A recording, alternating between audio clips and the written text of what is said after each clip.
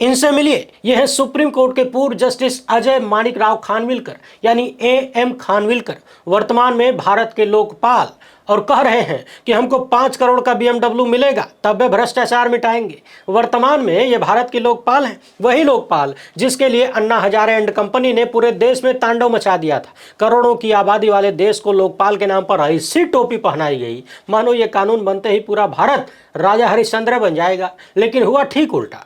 आप सोच रहे होंगे कि अचानक से 2013 वाले लोकपाल की चर्चा काहे शुरू कर दिया मैंने।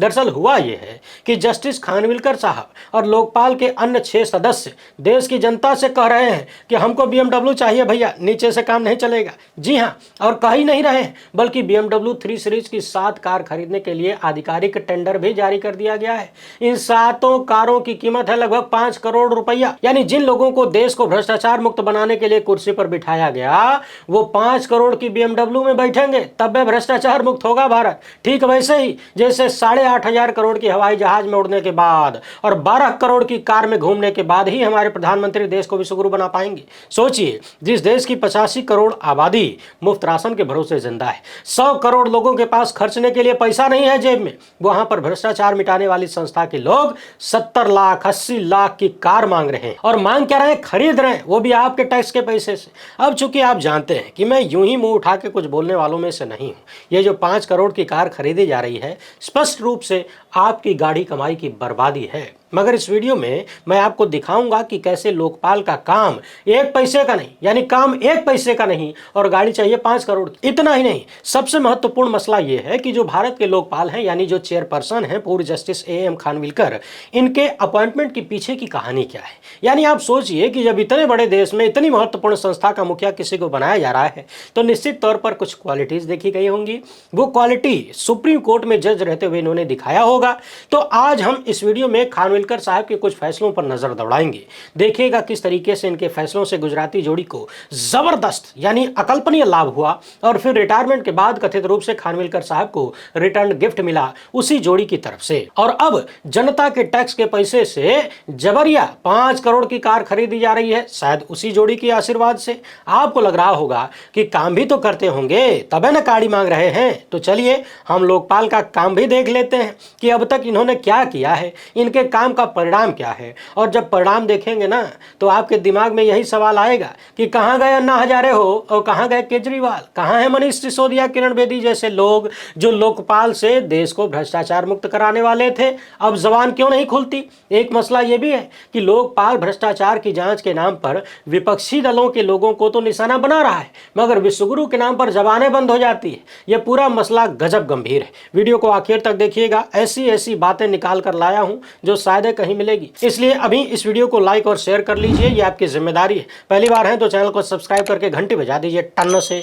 आप सबको पता है कि हम किसी धन्ना सेठ या राजनीतिक दल के दम पर नहीं चलते, तभी खुलकर आपके मुद्दों पर बात हो पाती है। हमारा काम पसंद आता हो तो इस QR कोड या फिर मोबाइल नंबर का प्रयोग करते हुए जो भी हो सके आर्थिक सहयोग भेजने का प्रयास जरूर करें। आपको भी मालूम है कि गोदी मीडिया इन मुद्दों पर कभी इस जन्म में तो बात नहीं कर सकता जब तक अमृतकाल चल रहा है। एकदम आसान भाषा में पूरी कहानी बता रहा हूं, टकटकी लगाकर सुनते जाइए। साल 2011 से लेकर 13 तक अन्ना हजारे के नाम पर और जन लोकपाल आंदोलन के नाम पर कितना तांडव किया गया ये आप सबने देखा। दर्जन भर लोगों ने इस आंदोलन का नेतृत्व किया। अन्ना हजारे इस बीच कम से कम 4 बार भूख हड़ताल पर बैठे। 2-2.5 साल तक सारा तामझाम फैलाया गया। 18 दिसंबर 2013 को लोकसभा में कानून पारित हुआ, 16 जनवरी 2014 से लागू हुआ। केंद्र सरकार के स्तर पर लोकपाल बनाया गया और राज्य स्तर पर लोकायुक्त, ये एक स्वतंत्र संस्था कथित रूप से बनाई गई जो प्रधानमंत्री सहित तमाम ऊंचे पदों पर बैठे सरकारी अफसरों और मंत्रियों के खिलाफ भ्रष्टाचार की शिकायतों की जांच और कार्यवाही के लिए बनाया गया है। कुछ सीमाओं के साथ पीएम भी इसके दायरे में।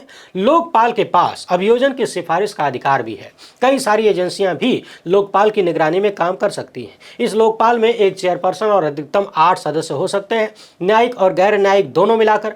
वर्तमान में एक चेयरपर्सन और 6 सदस्य हैं। आपके स्क्रीन पर सभी लोगों की डिटेल दिख रही है। अब हम पहले बात कर लेते हैं लोकपाल के चेयरपर्सन की। यहां आपको यह समझ में आएगा कि यदि किसी पौधे के मूल में ही कुछ गड़बड़ नजर आए तो उसके फूल में भी गड़बड़ नजर आता है। फूल फूल। हम बात कर रहे हैं जस्टिस अजय माणिकराव खानविलकर साहब की। इनके कुछ फैसले देख लीजिए। तभी बहुत सारी तस्वीरें साफ हो जाएंगी और पता चल जाएगा कि एक हाथ दो एक हाथ ले वाला खेल कितना खतरनाक चल रहा है। जून 2022 में सुप्रीम कोर्ट में जस्टिस A.M. खानविलकर की अध्यक्षता वाली 3 जजों की पीठ ने गुजरात के तत्कालीन मुख्यमंत्री नरेंद्र मोदी और 63 अन्य लोगों को गुजरात दंगों में SIT द्वारा दी गई क्लीन चिट को बरकरार रखा। जिस SIT ने क्लीन चिट दिया था उसके सदस्य कौन थे, उस सदस्यों की कहानी हम पहले ही आपको बता चुके हैं, मगर उस क्लीन चिट को जस्टिस A.M. खानविलकर ने भी जारी रखा। SIT ने अपने निष्कर्ष में कहा था कि जकिया जाफरी की याचिका को छोड़कर गुजरात दंगों की जांच पर किसी ने भी उंगली नहीं उठाई। यानी किसी ने उंगली नहीं उठाई तो जो उंगली उठा रहा है उसकी उंगलियां भी तोड़ दो, यही तो अमृतकाल है। जकिया जाफरी ने आरोप लगाया था कि तत्कालीन मुख्यमंत्री नरेंद्र मोदी सहित अन्य लोगों के खिलाफ जांच होनी चाहिए, क्योंकि जो दंगे हुए थे 2002 में वो संगठित थे, साजिश थी और कांग्रेस सांसद को तथा अन्य लोगों को भी मार दिया गया। मगर सुप्रीम कोर्ट ने SIT की जांच पर मुहर लगाते हुए क्लीन चिट दे दिया, यानी नरेंद्र मोदी को साफ सुथरा कर दिया, यानी सीधे सीधे विश्वगुरु को कथित रूप से बचा लिया गया।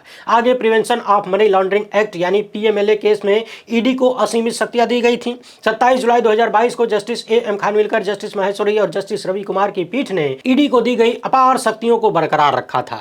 और ED का प्रयोग मोदी सत्ता ने किन लोगों को निशाना बनाने के लिए किया, कैसे विपक्ष को तबाह किया, तमाम बड़े बड़े व्यापारियों को भी डराने धमकाने के आरोप लगे, ये हम सब देख चुके हैं। इसके बाद FCRA संशोधन का मामला था। जस्टिस खानविलकर की बेंच ने मोदी सत्ता के उस संशोधन को वैध ठहराया जिसमें विदेशी चंदा पाने वाले NGO पर कड़े प्रतिबंध लगाए गए थे। 29 जुलाई 2022 को सुप्रीम कोर्ट से रिटायर होने वाले थे, मगर रिटायरमेंट से कुछ महीने पहले ही इन्होंने 3 महत्वपूर्ण फैसलों को सुरक्षित रखा था। ये खबर 23 मार्च 2022 की है, आप भी कायदे से देख लीजिए। पिछले कुछ ही सालों में फैसलों को सुरक्षित रखने को लेकर भी बहुत सारे सवाल उठे।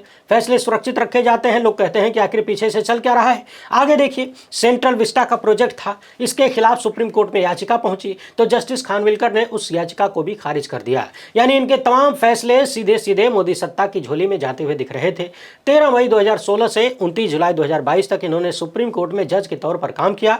बहुत सारे मामलों में गुजराती जोड़ी को राहत दी, ऐसे आरोप लगते हैं। और जुलाई 2022 में रिटायर होने के बाद सरकार की तरफ से इन्हें बहुत सारे पदों पर रहने का मौका मिला। सरकार ने कई काम भी दिए। युवा मामले और खेल मंत्रालय से लेकर न्यूज ब्रॉडकास्टर्स फेडरेशन तक ने खूब सम्मान दिया। NBF के अध्यक्ष भी रहे। पद छोड़ने के बाद भी 2024 के मार्च महीने तक महानदी जल विवाद के पूर्णकालिक अध्यक्ष बने रहे तथा 10 मार्च 2024 को उन्हें भारत के लोकपाल का अध्यक्ष नियुक्त किया गया। यानी हुजूर को खाली नहीं छोड़ा गया, खाली रहेंगे भी कैसे। क्लीन चिट के साए में जो थे, 8 मार्च को एक अध्यक्षी जाती है तो एक दिन की छुट्टी के बाद 10 मार्च को नई अध्यक्षी मिल जाती है, वो भी लोकपाल के रूप में। आपके मन में आ सकता है कि 6 और सदस्य भी तो हैं। हाँ बिल्कुल है, लेकिन सबकी बात करने से बेहतर है कि एक को कायदे से समझ लीजिए। अन्य की बात करने में यानी 6 और की बात करने में लंबा समय भी लगेगा, लेकिन मुझे लगता है कि खाली जस्टिस खानविलकर यानी जो चेयरपर्सन है साहब, उन्हीं के मामले को कायदे से समझ लीजिए तो पूरी रामायण समझ में आ जाएगी। अब तक आपने देखा जस्टिस खानविलकर के कुछ फैसले, उन फैसलों से मोदी सत्ता को मिले लाभ, क्लीन चिट और हथियार विपक्ष को दबाने के लिए। इसके बाद आपने देखा रिटायरमेंट के बाद कैसे खानविलकर साहब को अच्छे अच्छे पद मिलते रहे। अब आते हैं लोकपाल पर। 16 जनवरी 2014 को ये लागू हुआ, यानी कांग्रेस वाली UPA सरकार ने ही लागू कर दिया। लेकिन अगले 5 साल तक कोई लोकपाल बन ही नहीं पाया। हमारे विश्वगुरु नहीं बना पाए, क्योंकि भ्रष्टाचार के खिलाफ बहुत मजबूत लड़ाई लड़ रहे थे ना। कोई नियुक्ति नहीं हुई। साल 2014 से 2019 आ गया। 5 साल के बाद जस्टिस पिनाकी चंद्र घोष को लोकपाल बनाया गया, मगर इसके बाद भी कहानी जानिए कि अभियोजन शाखा का गठन भी नहीं हो पाया था। 1 दशक के बाद भी कुछ महीने पहले यानी 20 जून 2025 को यह खबर बताती है कि लोकपाल ने अभियोजन शाखा के गठन की अधिसूचना जारी की है। यानी 11-12 साल में लोकपाल का यह हाल है। इनके कार्यों का परिणाम भी देखेंगे, मगर सवाल यह है कि कार्य होगा कैसे जब कार्य की मशीनरी ही तैयार नहीं है, सिस्टम ही नहीं बना है। साल 2022 की इस खबर को देखिए। 21-22 के दौरान भ्रष्टाचार की 5680 शिकायतें लोकपाल को मिली थीं, जिनमें से 5100 से अधिक अब तक दर्ज भी नहीं की गई। यानी लगभग 5700 में से 5100 शिकायतें दर्ज ही नहीं हुई। खबरें बहुत डिटेल में हैं, मैं बस थोड़ा थोड़ा मोटा मोटी आपको कहानी याद दिला रहा हूं ताकि पता चले कि किस तरीके से लोकपाल के नाम पर सिर्फ सत्ता परिवर्तन करना था और कुर्सी मिलते ही लोकपाल जोकपाल बन गया। प्रिंट की 7 जुलाई 2025 की इस खबर को देखिए। ये रिपोर्ट बता रही है कि किस तरीके से साल 2011 में जिस लोकपाल का बहुत बड़ा भौकाल बनाया गया वो एकदम 15 लाख वाला जुमला साबित हुआ। द प्रिंट ने जनवरी 2023 से लोकपाल वेबसाइट पर उपलब्ध 620 अंतिम आदेशों का विश्लेषण किया, जो कि या तो शिकायतों को खारिज कर देते हैं या फिर विभागीय जांच का निर्देश देते हैं या अभियोजन को मंजूरी देते हैं या प्रारंभिक जांच के बाद शिकायत पर उठाए गए अन्य कदम लेते हैं। इस विश्लेषण में पाया गया कि CBI जांच या अभियोजन मंजूरी की जो भी निर्देश दिए गए उनमें से कुछ अधिकारियों से लेकर सरकारी कर्मचारियों तक के खिलाफ ही शिकायतें शामिल थीं। यानी बड़े बड़े लोगों पर कोनो मामला नहीं है। और सुनिए, इस जांच में यह भी पता चला कि जो सबसे बड़े नाम दिख रहे हैं जांच के दायरे में, उनमें एकमात्र प्रमुख चेहरा है तृणमूल कांग्रेस से महुआ मोइत्रा और झारखंड मुक्ति मोर्चा के शिबू सोरेन। और इन दोनों की जांच बीजेपी सांसद निशिकांत दुबे की शिकायतों के आधार पर हो रही थी। निशिकांत दुबे के बारे में तो आप जानते ही हैं। और सुनिए, एक तरफ विपक्षी नेताओं को भाजपा नेता के कहने पर लपेटा जा रहा है, दूसरी तरफ पिछले साल प्रधानमंत्री नरेंद्र मोदी के खिलाफ इसी लोकपाल ने एक शिकायत को खारिज कर दिया और प्रधानमंत्री के खिलाफ 4 अन्य शिकायतों की स्थिति स्पष्ट नहीं थी। यानी प्रधानमंत्री के खिलाफ 5 शिकायतें पहुंची, एक को खारिज कर दिया, 4 का कुछ अतः पता नहीं है। गोपनीयता बनाए रखने के नाम पर ये चीजें छुपा कर रखी गई हैं। कुल मिलाकर लोकपाल कानून पारित होने के 12 साल और इसके लागू होने के 5 साल बाद भी लोकपाल ने केवल 34 मामलों में जांच के आदेश दिए और केवल 7 मामलों में अभियोजन की मंजूरी दी। और सबसे महत्वपूर्ण सवाल यह है कि लोकपाल की नियुक्तियों ने अपारदर्शिता का भी प्रश्न उठा दिया। जैसे न्यायपालिका में खेला चल रहा है, वैसे यहां भी दिख रहा है। लोकपाल का अब तक का प्रदर्शन निराशाजनक रहा, जबकि इसे भ्रष्टाचार विरोधी सबसे बड़ी संस्था के रूप में दिखाने का प्रयास किया गया था। हकीकत आप सबके सामने है। ये भी याद करिए, उस वक्त लोकपाल में प्रधानमंत्री को शामिल करने के लिए कितना तांडव अन्ना हजारे जैसे लोगों ने मचाया था। और अब वही लोकपाल प्रधानमंत्री के खिलाफ शिकायतों को खारिज कर देता है। शिकायतों का पता नहीं चलता, जबकि भाजपा नेताओं के कहने पर विपक्षी नेताओं को निशाने पर ले लेता है। यानी कुल मिलाकर काम एक पैसे का नहीं। और लोकपाल को चाहिए गाड़ी कितने की? 5 करोड़ की, वो BMW, वो भी जनता यानी आपके पैसे से। और वैसे भी प्रधानमंत्री के खिलाफ जांच होगी कैसे, कार्रवाई होगी कैसे, जब सुप्रीम कोर्ट में रहते हुए मिलाड ने इतने गंभीर मामलों में अपने फैसलों से कथित रूप से मदद पहुंचाई और कहा जाता है कि उसी का इनाम लोकपाल के रूप में मिला, तो अब वो प्रधानमंत्री के खिलाफ कैसे जांच हो जाएगी? भाई सवाल यह है कि अन्ना हजारे, रामदेव, केजरीवाल जैसे तमाम लोग पिछले 10-12 साल से लोकपाल के मुद्दे पर क्यों नहीं बोलते, जबकि मोदी सत्ता के आने के बाद भ्रष्टाचार के कितने बड़े बड़े मामले सामने आए। पीएम केयर फंड का घोटाला किसे याद नहीं है? जनता की मदद के नाम पर चंदा लेके खा गए, हिसाब भी नहीं दिया। इलेक्टोरल बॉन्ड घोटाले पर किसी की जबान नहीं खुलती। क्यों नहीं अब तक लोकपाल ने इस पर नजर दौड़ाया? देश भर में सड़कें, पुल आए दिन ढह जाते हैं। ये सब भ्रष्टाचार का ही परिणाम तो है। आयुष्मान योजना को लेकर कितने घोटाले सामने आए। पेगासस से लेकर राफेल तक भ्रष्टाचार के कितने आरोप लगे। प्रधानमंत्री के परम मित्र सेठ गौतम अदानी पर कितने सारे भ्रष्टाचार आरोप लगे। अमेरिका में घूस देने का मामला चल रहा है। क्या अब तक अन्ना हजारे को पता नहीं चला कि भ्रष्टाचार क्या होता है, अब होता है कि नहीं होता है, और लोकपाल किस काम के लिए बनवाया गया था? या फिर उनका टारगेट खाली इतना ही था कि यूपीए की सरकार गिरा दो, आरएसएस का आदमी गद्दी पर बिठा दो। गांधी के नाम पर गांधी टोपी पहनकर देश को टोपी पहनाने वाले आज गायब हैं। सीधे तौर पर जो मिलाड लोग अदालत में बैठकर सत्ता को लाभ पहुंचाते हैं, तो रिटायरमेंट के बाद सत्ता उन्हें लाभ पहुंचाती है ताकि फिर से सत्ता को लाभ पहुंचाते रहें। बड़ा बढ़िया कॉकटेल चल रहा है। एक कहावत है कि आधी चोर पूरी को धावे, आधी मिले न पूरी पावे। भारत की जनता के साथ यही हो गया। यूपीए की सत्ता में भ्रष्टाचार के जो भी आरोप लगे, ज्यादातर कभी साबित नहीं हुए, सब में क्लीन चिट मिली। उससे मुक्ति पाने के लिए लोकपाल की डिमांड हुई, सत्ता परिवर्तन हुआ, मगर मुक्ति मिलने की बजाय अमृतकाल मिल गया। चोरों, भ्रष्टाचारियों और फ्रॉडस्टर्स का अमृतकाल, जहां जो जितना बड़ा घोटालेबाज होगा, जितना बड़ा झूठा होगा, फ्रॉड होगा, उतना बड़ा इनाम मिलेगा। अब जरा सोचिए, जो संस्था इतना बड़ा फेलियर अपने सर पर लेकर घूम रही है, क्या उसके अध्यक्ष और 6 अन्य सदस्यों को कोई नैतिक अधिकार है 5 करोड़ की गाड़ी खरीदने का, वो भी जनता के टैक्स के पैसे से? ये लोग भ्रष्टाचार के खिलाफ कौन सी लड़ाई लड़ने वाले हैं जो 10 लाख, 15 लाख, 20 लाख की गाड़ी में नहीं हो सकता? BMW से चलेंगे तब भी भ्रष्टाचार के खिलाफ बंदूक तान पाएंगे। हमारे विश्वगुरु को ही देख लीजिए, पुरानी वाली जहाज से भी तो विदेश जा सकते थे, और कर्म अच्छे होते तो भौकाल बना रहता।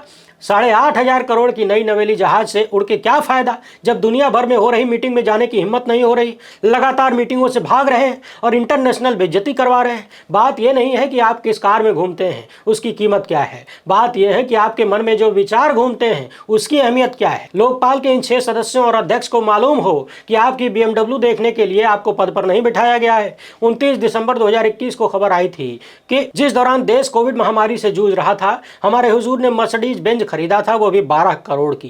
यानी देश भूखों मर रहा था और हुजूर 12 करोड़ की कार खरीद रहे थे। मगर सवाल यह है कि इस 12 करोड़ की कार से देश की जनता को क्या मिला? वही जुमले, झूठ और नफरत, फेकम फाक। बाकी आप लोग टेंशन मत लीजिए। अरे इतना बड़ा देश है, ये लोग महंगी महंगी कार में घूम सकें, इसीलिए तो हम आप दिन रात पसीना बहाते हैं। ऐसे ऐसे लोगों को करोड़ों की गाड़ियों में बिठाकर ही हम विश्व गुरु बन पाएंगे। चलिए इसी बात पर बजाइए ताली और बोलिए थैंक यू फलाने जी। आप इस वीडियो को ज़्यादा से ज़्यादा लोगों तक पहुंचाने की जिम्मेदारी आपकी है। पहली बार है तो चैनल को सब्सक्राइब कर लीजिए। हमसे जुड़ने के लिए बहुत बहुत धन्यवाद। जय हिंद।